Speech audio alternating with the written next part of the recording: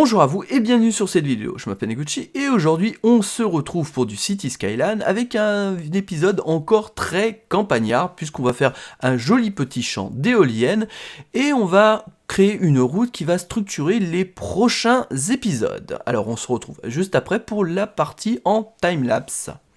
Et pour ce début d'épisode, on va tout simplement faire, encore une fois, une infrastructure routière. En même temps, au vu du titre de la vidéo, vous doutiez bien qu'il va y avoir une grosse partie, donc encore de création de route. Et en l'occurrence, ici, il s'agit d'une route nationale, parce que, oui, ce n'est pas une autoroute. En même temps, N31, on se doutait que c'était une nationale. C'est une voie rapide en 2x2 voies, qui va, à cet endroit-là, tout simplement, redevenir une nationale classique, donc une voie comme on a régulièrement dans nos petites campagnes. Alors pourquoi est-ce que j'ai décidé de partir sur une 2x2 voies avant? Parce que en fait je voulais un élément structurant en tout cas pour cette partie donc de la ville, et les infrastructures routières et autoroutières sont souvent le meilleur moyen d'avoir un fil rouge, d'un fil conducteur au fil des épisodes, et aussi de permettre d'avoir un élément visuel correspondant. Parce que c'est extrêmement important tout simplement de pouvoir guider le regard au travers de sa ville. Ensuite, parce que j'avais envie de tester tout simplement ce type d'infrastructure, parce que je n'en avais pas fait beaucoup de ça, et j'avais beaucoup de bonnes idées. Alors là, vous me voyez faire un décalage un petit peu étrange sur la route, tout simplement, comme ce sont deux voies, deux autoroutes collées l'une à l'autre et en partie qui se chevauchent.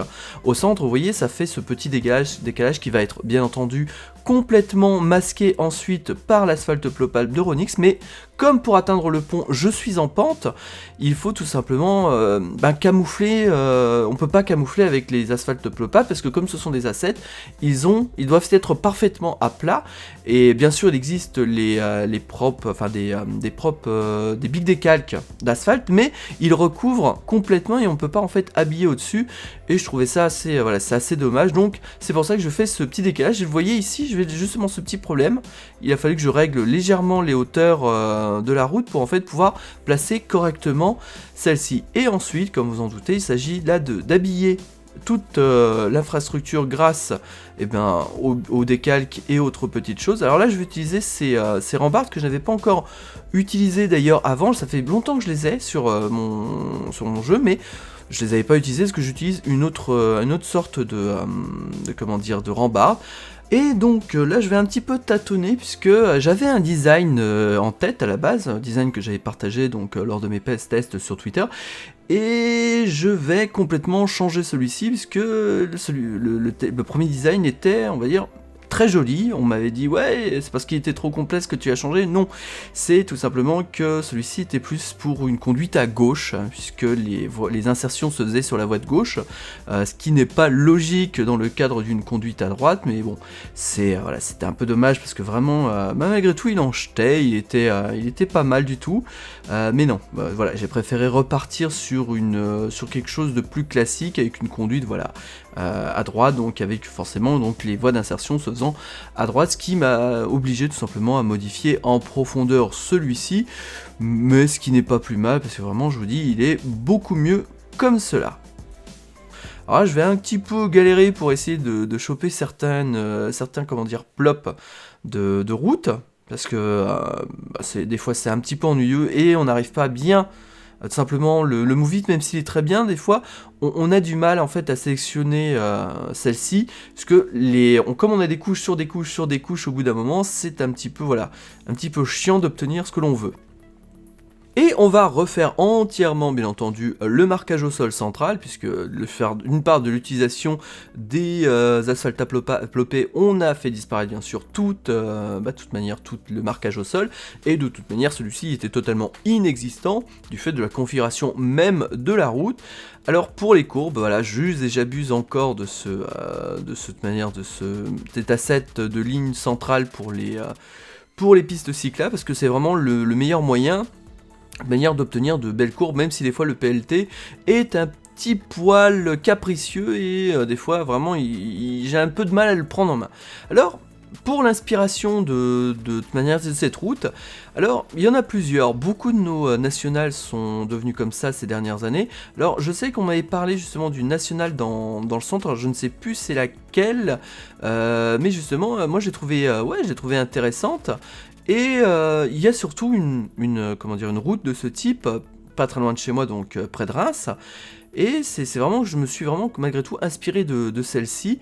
Alors, il va y avoir un petit village un petit peu plus loin justement où je vais faire ce qu'on pourrait appeler une contournante, puisque les nationales ne traversaient avant les villages, mais du fait de l'augmentation donc du débit de camions et autres sur ce type de route, on a tout simplement créé des voies, comment dire, pour contourner ces petits villages. C'est ce que je vais faire donc avec souvent un simili de voies d'insertion et de voies de décélération.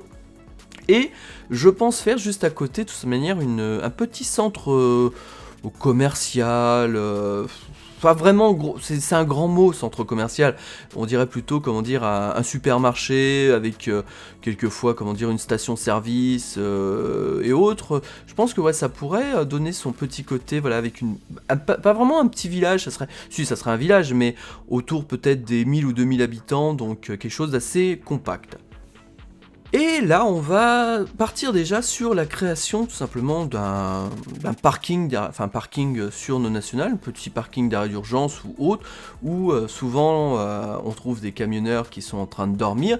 Et justement, on va partir sur une petite instantanéité de vie fixée pour l'éternité, quelque chose que j'aime beaucoup faire maintenant, ce que je pourrais appeler un petit diorama. Et celui-ci, je l'ai appelé quand je l'ai posté sur Twitter, The Bad Day, la mauvaise journée. Et voilà, on met une petite voiture de police et ensuite on va installer, comment dire, un pauvre camionneur qui se fait contrôler ses papiers ou son temps de conduite avec je ne sais absolument plus comment ça s'appelle ce disque, le disque sur que l'on a dans les véhicules routiers pour les polos pour vérifier leur temps de conduite. C'est je crois Tati chronographe ou quelque chose comme ça. C'est vraiment un nom à coucher dehors d'ailleurs. C'est bien un technocrate qui a pensé quelque part à l'appeler de cette manière absolument dégueulasse. Et je trouve d'ailleurs, si c'est bien ça, Tati chronographe, je trouve ça très guttural d'ailleurs comme mot. C'est vraiment ça reste au travers de la gorge. Et c'est en tout cas quelque chose que je vais faire de plus en plus, en tout cas dans cette série. Ces petites instantanéités. Voilà, j'ai réussi à le dire et pourtant Dieu sait que ce n'était pas compliqué. Voilà, ces petits moments de vie fixés pour l'éternité, je trouve ça intéressant puisque voilà, ça permet de donner vie, ça permet de donner corps à notre vie, n'est pas seulement se limiter à quelque chose, à de la simulation et véritablement obtenir ce que je pourrais appeler un diorama virtuel, quelque chose pour habiller tout ça. J'ai quelques idées, que ce soit au niveau d'un accident de la route ou un accident de train, ça pourrait être intéressant. Je sais que c'était pas Brain Monkey mais Pub Gaming qui l'a fait, qui fait d'ailleurs une très belle série que je vous conseille sur Walking Dead si vous n'avez pas encore eu le temps d'aller la regarder.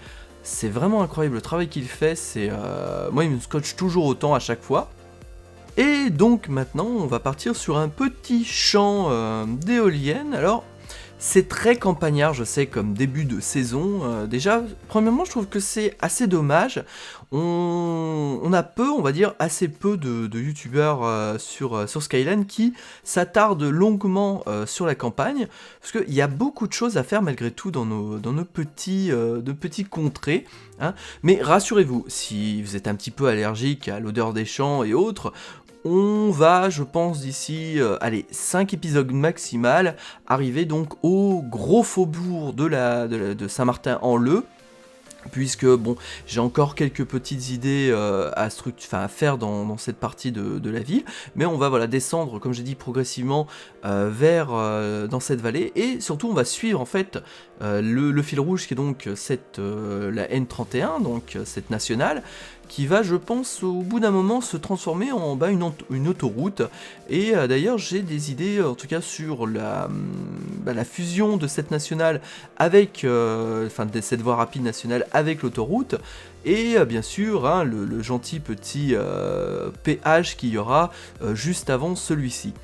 Et donc pour ce champ d'éoliennes, je ne voulais pas, voilà, je pars sur 5, je crois il y a 5 ou 6 éoliennes, pas plus.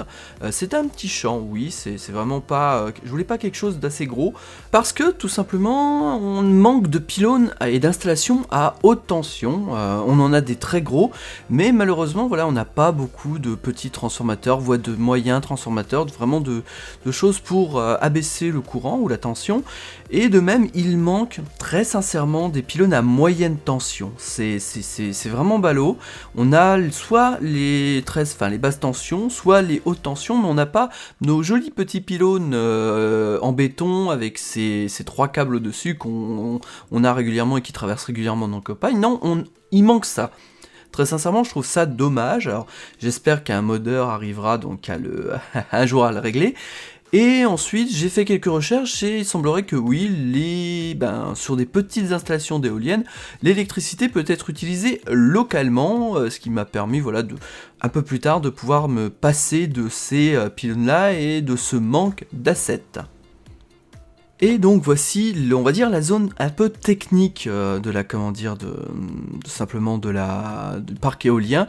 Je voulais simplement une zone qui servait à la fois pour les transformateurs, qui seront donc dans ce bâtiment, qui, comme j'ai dit, du fait du manque de pylônes, sont en partie souterrains, tout simplement. Et là, ce sera vraiment la zone technique, la zone de maintenance, où les électriciens, enfin à qui appartient donc les employés de la société gestionnaire de ce parc ont leur matériel, ont les différentes pièces de rechange pour les éoliennes, etc. Je voulais pas quelque chose de très gros. Je voulais pas quelque chose non plus de très moderne, je voulais que ça donne l'image d'un parc éolien qui soit quand même là depuis un certain temps et que peut-être même une partie de ces installations ont été tout simplement réutilisées, réquisitionnées ou d'une autre, ils avaient peut-être une autre fonction à la base.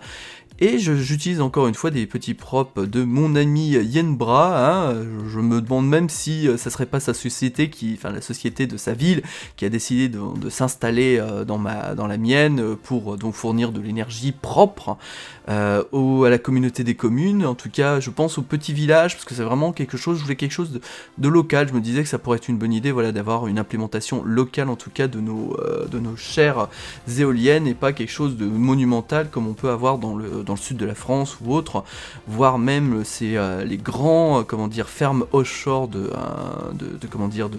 d'éoliennes. Non, je voulais quelque chose, voilà, de plus petit, de plus compact, de plus local, et je pense qu'en tout cas je verrai le résultat à la fin. Moi, je suis très satisfait de ce que j'ai obtenu.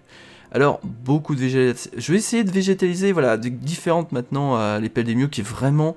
Je l'ai dit, ça fait 3 épisodes que j'en parle, mais sa végétation vraiment est géniale, elle est légère, elle est belle, et elle est légère surtout, c'est ça qui est important, parce que c'est vraiment au niveau des FPS, moi je le sens très clairement, j'ai gagné énormément de FPS. Et pour finir cette partie de timelapse, je vais végétaliser le bout du champ ainsi qu'une sorte de petite crique naturelle. Allez, on se retrouve juste après pour la partie en live.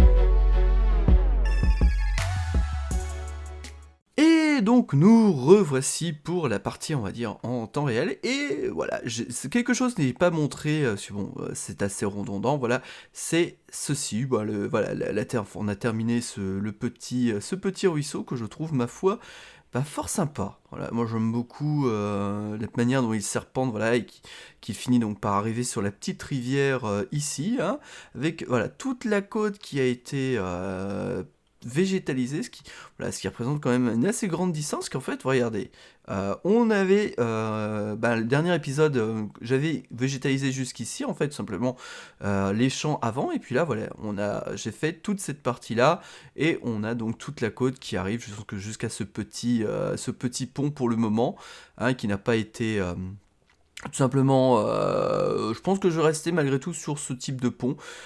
J'ai pas trouvé de pont assez intéressant d'un point de vue visuel à cet endroit-là, donc bon, bah, on va rester sur ça.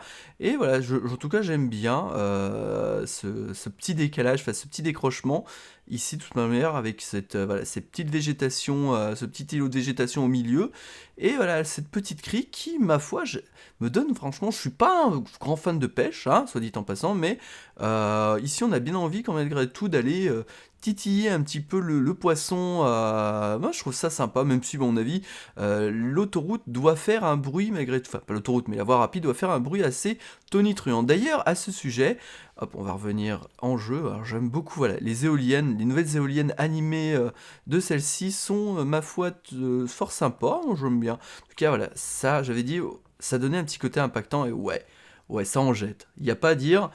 Ça en jette, en tout cas, visuellement, moi, c'est ce que je voulais obtenir. Voilà, alors, les champs, malheureusement, ouais, ils disparaissent, comme ce sont des propres, ils disparaissent quand on zoome. Je n'ai pas encore trouvé le bon réglage sur, l'un des modes pour empêcher les propres de disparaître. Je n'ai pas trouvé le bon réglage pour ça. Je sais même pas s'il en existe un, mais bon, c'est pas grave. Et voilà, je sais pas. Là, je vous avais que j'ai rajouté des zébras au milieu de ça avec un peu de végétation, voilà, sur les zones craquelées. Mais je suis pas sûr. Peut-être que je vais les retirer. Alors vous me direz dans les commentaires si vous préférez, vous pouvez préférer sans ou avec. Mais voilà, peut-être que je vais les retirer ou pas. Et en tout cas, voilà, cette autoroute cette voie rapide fonctionne très bien, en tout cas sur les changements de voie, c'est assez pas mal. Alors ici, il y a un petit problème des fois quand, vous avez peut-être remarqué, vous remarquerez peut-être, je veux dire, sur la partie en cinématique, quand les véhicules arrivent ici, ils ont un comportement un peu bizarre, ils hochent du cul, puisque tout simplement la route n'est pas parfaitement rectiligne en dessous, mais bon, c'est un petit bug un peu gênant, on va peut-être le voir là justement. Allez, vous vous dépêchez. Ou vous allez me faire mentir. Non, vous voyez, hop, là il faudra sûrement que je redresse tout simplement l'une des voies qui doit être mal placée, ce qui fait, voilà, ça fait ce petit hochement. Et bon, en tout cas, voilà, moi je trouve que ça donne pas mal. Et d'ailleurs, j'ai le mode, comme j'ai dit, qui permettait en fait de configurer les sorties et les entrées a bien été mis à jour, ce qui fait, voilà, que maintenant j'ai réduit considérablement le trafic, le demi-trafic, c'est-à-dire le trafic inutile qui fait que traverser votre ville sur tout simplement la nationale, qui, voilà, donne un trafic beaucoup plus cohérent. Je l'augmenterai peut-être d'un poil ou deux, mais en tout cas c'est quand même déjà beaucoup mieux que ce que l'on avait avant, où on avait vraiment énormément de voitures, énormément de camions. Maintenant, je trouve beaucoup plus logique. Moi, voilà, je trouve ça beaucoup plus logique maintenant. Bon, je pense que on va s'en arrêter là, hein. Si vous avez aimé cette vidéo, ou si vous aimez mes vidéos en général, n'hésitez pas à vous abonner. Vous pouvez bien sûr me suivre sur les différents réseaux sociaux. Et je tiens encore à remercier les différents viewers qui ont sous-titré encore une fois les vidéos. Merci beaucoup les gars, c'est génial ce que vous faites.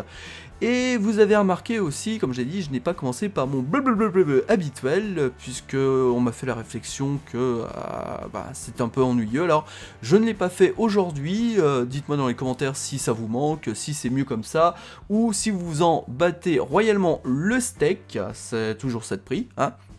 Bon, allez, sur ce, je vous invite aussi bien sûr à partager cette vidéo, à lui mettre un petit pouce bleu si vous l'avez aimé, et si vous l'avez pas aimé, mettez un pouce noir et ne revenez plus ici. Qu'est-ce que vous voulez que je vous dise d'autre? Bon, allez, sur ce, vraiment, je vous souhaite une bonne journée / soirée et à une prochaine vidéo.